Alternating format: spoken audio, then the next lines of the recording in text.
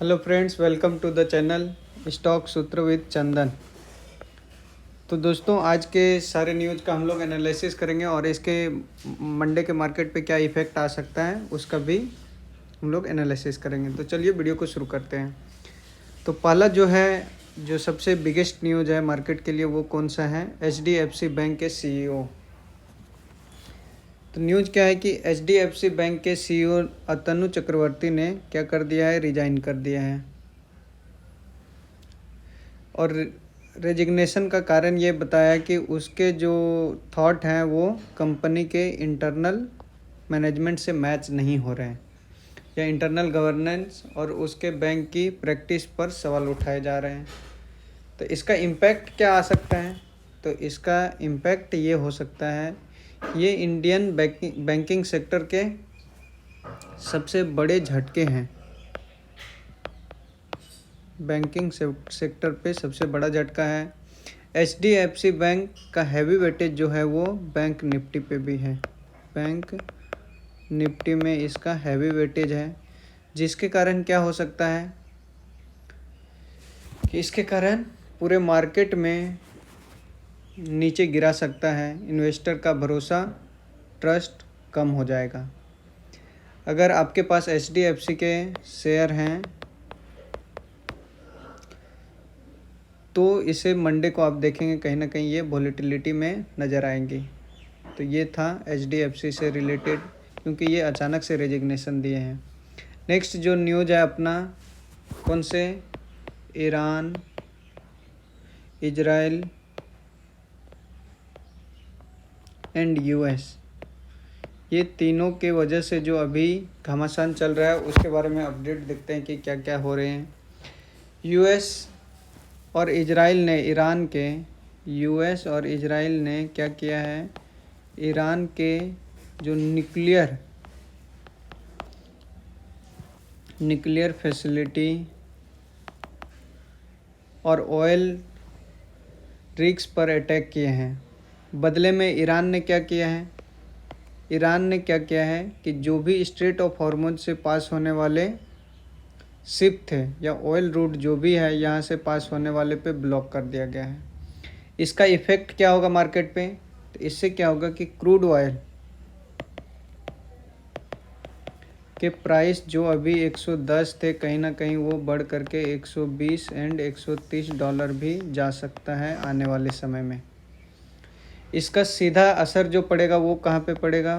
Paint, tyre and aviation sector पे पड़ सकता है। और ये जो इम्पैक्ट होगा वो कैसा होगा? नेगेटिव इम्पैक्ट होगा। मीन्स मार्केट में इसके नेगेटिव इम्पैक्ट देखने को मिल सकते हैं। तो इसका पॉजिटिव इम्पैक्ट किसको मिल सकता है? गोल्ड एंड सिल्वर, क्योंकि वॉर के टाइम में हम लोग इसे सेफेस्ट असेट में से कंसिडर करते हैं। तो ये था जो अभी पूरे स्ट्रेट ऑफ हॉर्मुज के चेक पॉइंट पे बातें चल रही है, उससे रिलेटेड इशू है।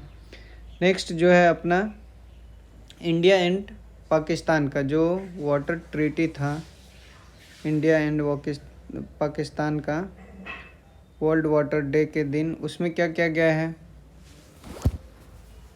इंडिया ने पाकिस्तान के साथ होने वाले इंडस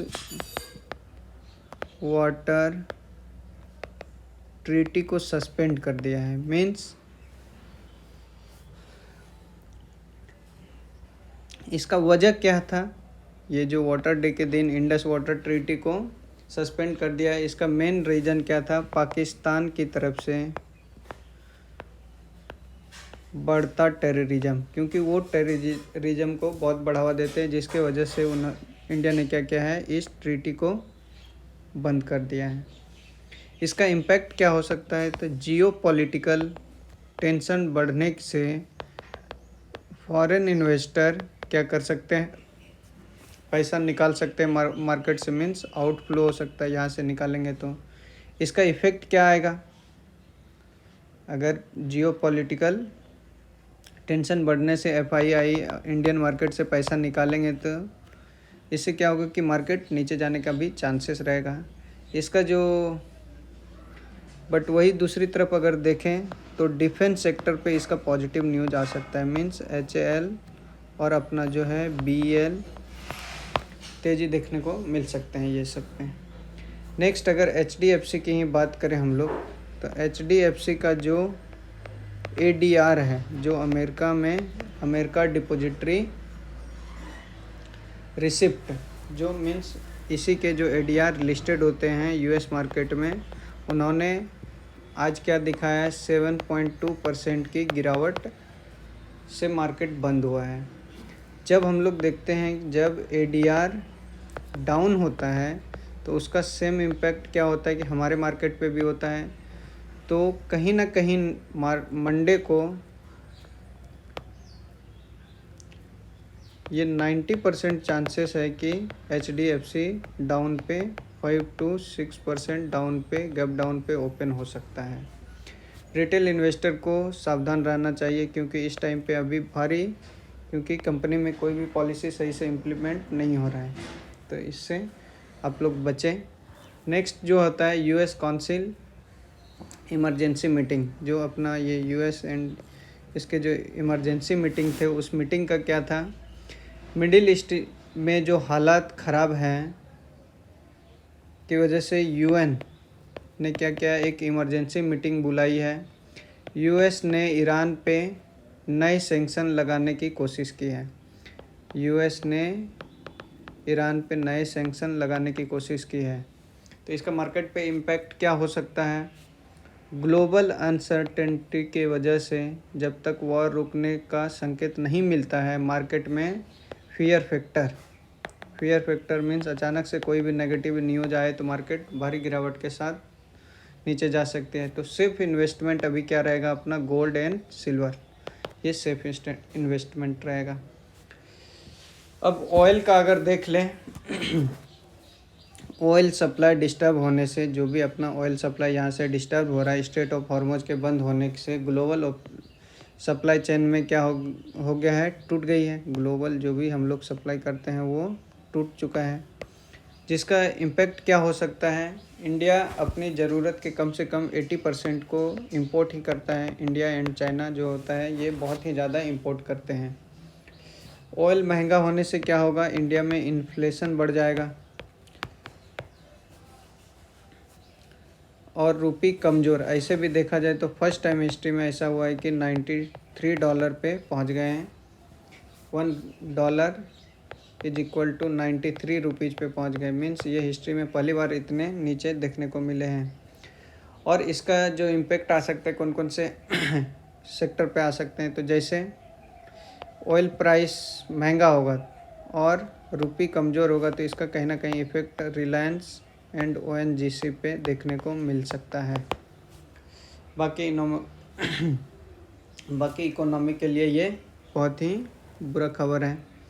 तो हम लोगों का जो मेन इम्पोर्टेंट ये था, उसको अगर एनालाइज करें तो क्या हो रहा है। फर्स्ट, HDFC में रेजिग्नेशन के कारण वेरी नेगेटिव न्यूज है। इससे क्या हो सकता है, जो भी प्राइवेट बैंकिंग सेक्टर हैं, जैसे बैंकिंग सेक्टर में जैसे HDFC बैंक हो गया, कोटक बैंक हो गया, ICICI में नेगेटिव इफ़ेक्ट या फिर ये स्टॉक देखने लायक रहेगा। Next, Iran Israel war negative. इससे क्या हो सकता है कि क्रूड ऑयल अगर नहीं आएगा तो पेंट सेक्टर जैसे एशियन पेंट हो गया, इंडिगो हो गया, MRF हो गया, पेंट एंड टायर इंडस्ट्री पे इफेक्ट आएगा। ये सब स्टॉक देखने लायक है। ऑयल रूट ब्लॉक होने की वजह से वोलेटिलिटी आ सकती है, वो किस में आ सकता है, रिलायंस, ONGC एंड BPCL पे इसका इफ़ेक्ट आ सकता है। नेक्स्ट अगर देखा जाए, इंडस ट्रीटी के वजह से नेगेटिव इफ़ेक्ट आएगा और वो किस पे आएगा, अपना निफ्टी एंड बैंक निफ्टी पे आ सकता है। Next, gold price positive, Muthoot finance and Manappuram, ये सब हैं। नेक्स्ट दोस्तों, वीडियो में दी गई सारी जानकारी सिर्फ एजुकेशन पर्पस पे है, एजुकेशन एंड इंफॉर्मेशन पर्पस के लिए दिया गया है। तो आप अपनी एनालिसिस के हिसाब से ही मार्केट में इन्वेस्ट करें या ट्रेड करें। इसमें कोई भी रिकमेंडेशन ट्रेडिंग का नहीं था। तो ये सब सारी जानकारी अगर आपको अच्छी लगी हो तो वीडियो को लाइक करें, चैनल को सब्सक्राइब करें और कमेंट में बताएं आपका क्या राय है, निफ्टी कल डाउन जाएगी या अप जाएगी। प्लस में बैंक जो HDFC बैंक का स्टॉक है मंडे को रिकवर करेगा या फिर और डाउन जाने के चांसेस हैं। तो मिलते हैं अगले वीडियो में, तब तक के लिए हैप्पी इन्वेस्टिंग, स्टे सेफ और अब ट्रेड कॉशियसली करें। तो यही था आज का वीडियो।